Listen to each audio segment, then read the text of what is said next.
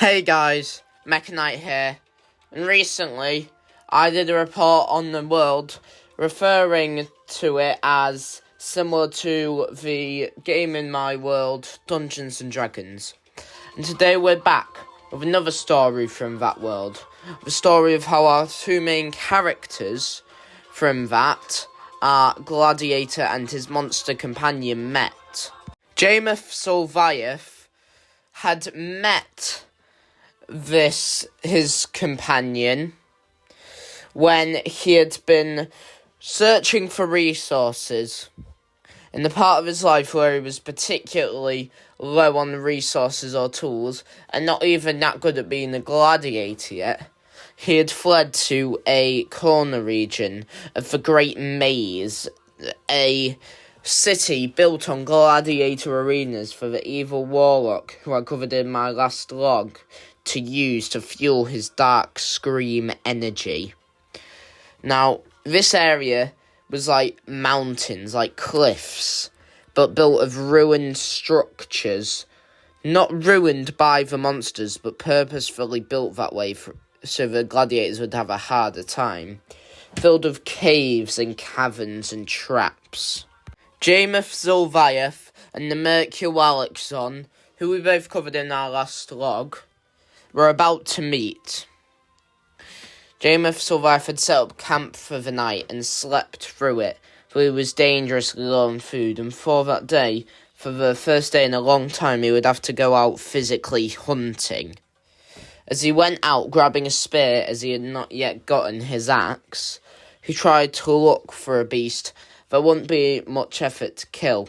He found very small animals, but were all too fast and escaped him. And eventually, he found the Mercualexon.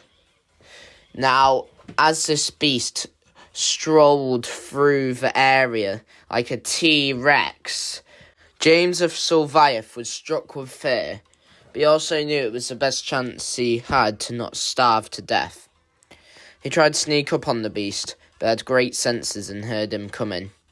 It waited for him to get close enough, and then it simply spun around and pounced on him, trying to pummel him with both of his legs kicked at the same time at the gladiator. Now, Jameth Solvayev fought back, using his spear to fend off the beast's many tongues as he tried to eat the gladiator whole. They fought for a long time, and they moved far through the gladiator arenas as they were chased by one another, fighting and crashing into walls. Eventually, still on the outskirts, they encountered a cave where they were fighting. One of them fell off the cliff on top of the cave, falling down, but they managed to kick the other whilst they were both down. Now, Jameth Solvayev simply ran at the other again, but he stepped on one of the scream gems kept by the warlock. He had clearly been around this area, and a horrifying shriek that burst both of their eardrums echoed out. A horrifying creature, like a centipede dragon, burst out of the cave and attacked them both, breathing plumes of fire. Jameth Solvayev simply tried to run away, but it was captured by the beast's tail, and as the beast tried to eat it whole, he did manage to jump out of the way. One of the beast's many horns cut through his arm, and he was bleeding heavily. He was grabbed in the beast's legs, the same way the beast he was fighting had.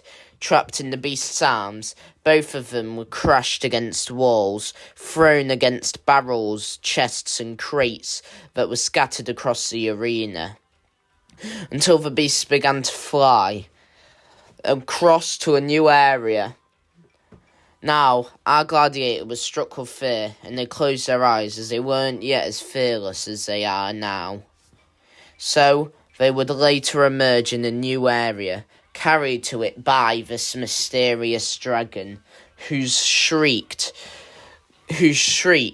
caused immense pain to anyone who heard them.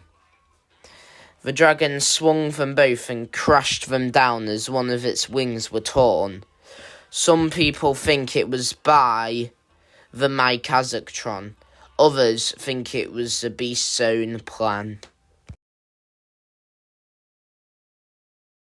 As the beast crashed down, it crashed through multiple walls, which ultimately did end up hurting our gladiators even more.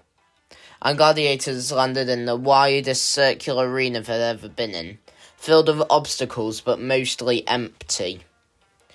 And on all the sides were 6 terrifying beasts, each one ready to fight our gladiators.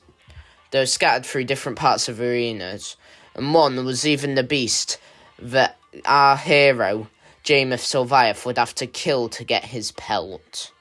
They would discover whilst fighting these beasts that there was 4 pearls scattered around the arena. In fact, even more than 4, but that wasn't intentional. In the first place, 4 pearls had been put here, charged with energy, put there by the warlock, so charged with that energy that they could summon a beast to fight for you. But these beasts were also rejects, just like the Merkazatron. They weren't scary enough to give enough of a fear energy that the Dark Warlock used, and so they were scrapped, put into gems so their magic could not escape. Some people think the dragon created this lair, mind controlling the others. Some people think the pearls created a natural process where the beasts would be mind controlled. And other people think the warlock put it there on purpose. Whether any of those are true are up to interpretation, but it didn't change what our gladiator went through that day.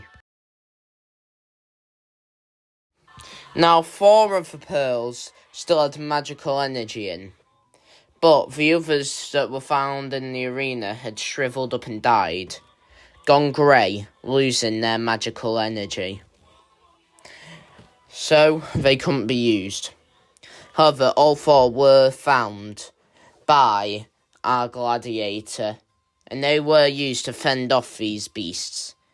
And this was eventually how our gladiator and the beast he fought, the Merkalavan, would become good friends and fight alongside each other for many years to come.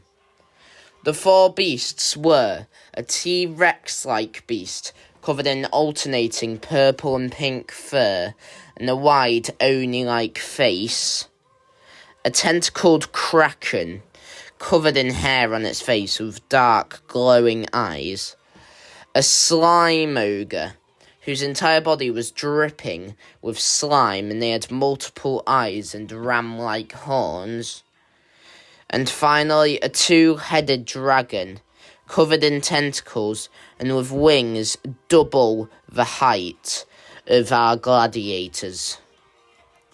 Now, while they would all be found, they wouldn't be found for a while, as our gladiator and the Merkalavan would still be fighting. Eventually, though, the Merkalavan would begin to fight back. They formed a tenuous alliance that eventually truly became an alliance, where the 2 would fight alongside each other. They were able to fend off the beasts. One took longer than all the others, a demonic purple-furred beast with a long snake tail and large horns. And some of the others lasted a long time as well.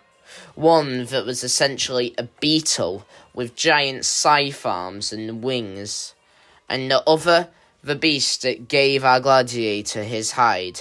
The beast that gave him the most issues, and so he found it only poetic that they would be the one he transformed into his armour. Eventually they did win this battle, and the dragon, whilst rearing up to attack them again, after the 2 months they had spent fighting these beasts, it simply flew away, scuttling away. It is unknown whether it feared our gladiators, or if it was something else entirely. Some people even believe they were reporting back to our Dark Warlock, who our beast and gladiator companion would fight later on in their journeys. No one knows for certain, though, and that's eventually how Micah Sylviath got his first taste for being a true gladiator. But it's also where he found his most hardships, the most pain he'd ever faced, and that's how he first came across his goal, first realised that his true goal was to end the Warlock.